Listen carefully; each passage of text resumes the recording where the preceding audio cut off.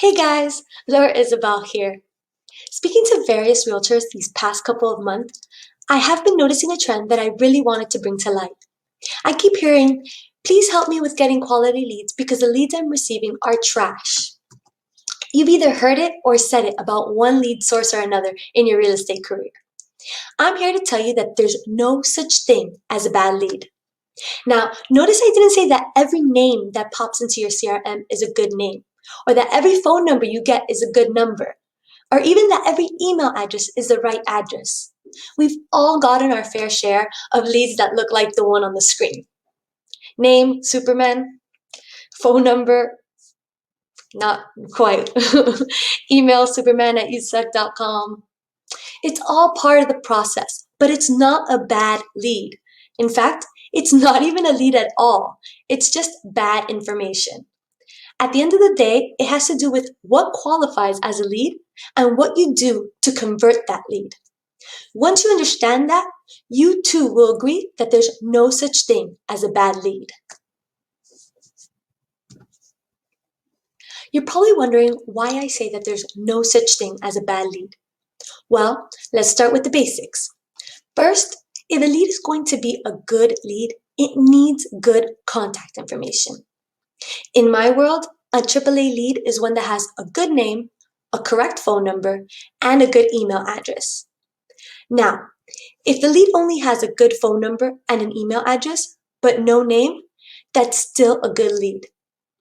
If you have only a phone number or an email address, that's still a lead.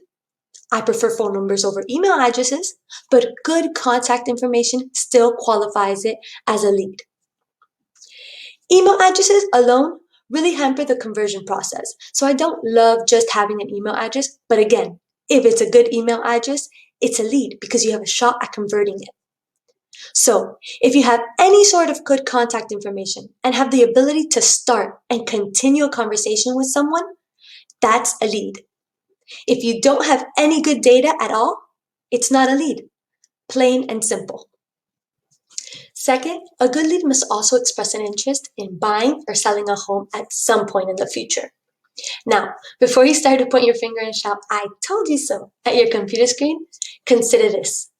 Prospects tell people all the time that they're not interested in selling or buying when they really are. In most cases, it's because it's just not the right time for them. You see, most people overestimate how long the process is going to take and underestimate how much money they'll need in order to sell or buy a home. The average internet-generated buyer lead is anywhere from 4 to 6 months away from buying a home. The average home value and demand generation seller lead is at least 6 to 8 months away from selling.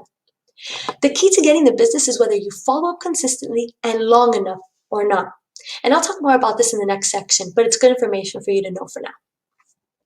As a result of that, lots of prospects get to the job of researching, selling, or buying a home way before they are ready, either from a time standpoint or a monetary standpoint. And that is why it doesn't always have people's true timing and motivation, or a solid gauge on their actual capabilities to complete a sale lined out perfectly for you when your email or your phone dings to let you know you have a hot lead that has come your way. And it's also why you have to do some digging and call multiple times to convert a suspect to a prospect to an appointment, and an appointment to a client. Which leads me to my third point. There is such thing as bad follow-up.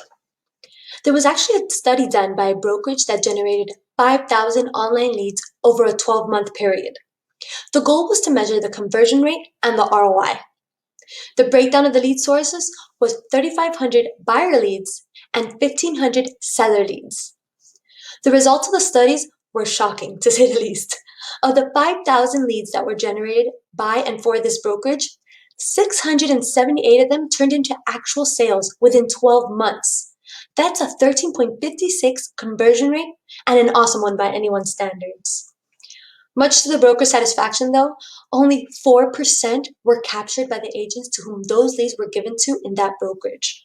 The rest were picked up by agents outside of the brokerage in the same marketplace. Here's the kicker. There were over 200 agents in that brokerage that received leads. The broker himself thought the leads were all trash until he did the research and completed his study, Once he got the results, he realized that it wasn't the leads that weren't performing. It was the follow-up. You see, 79% of the leads that agents believe to be bad leads and then disregard are done so without proper follow-ups through calls, emails, drip campaigns, and voicemail strategies.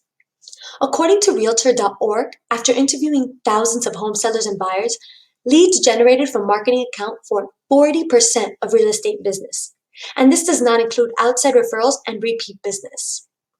Leads generated online are proven to be the fastest way to put yourself into position to get repeat business. This actually explains how some agents can start online lead generation efforts in a market and within 2 years be a major player in the geographic area. With that said, hopefully I've gotten you to take a different look at the leads you generate and understand that if you've got good contact info, it's a lead. If the person you're talking to is looking to move at some point in the future, it's a lead. If you've got good contact information and the person says they're not interested, but you use good scripts and dialogue to find out the truth, that's a lead too. Remember, there's no such thing as a bad lead. However, there is such thing as bad follow-up. That's all for today, guys. If you guys have any questions at all on how to respond to leads or how to take that initiative with your conversations and follow-ups, let me know. Comment below. That way I can help you out. Alrighty? Have a good day, guys.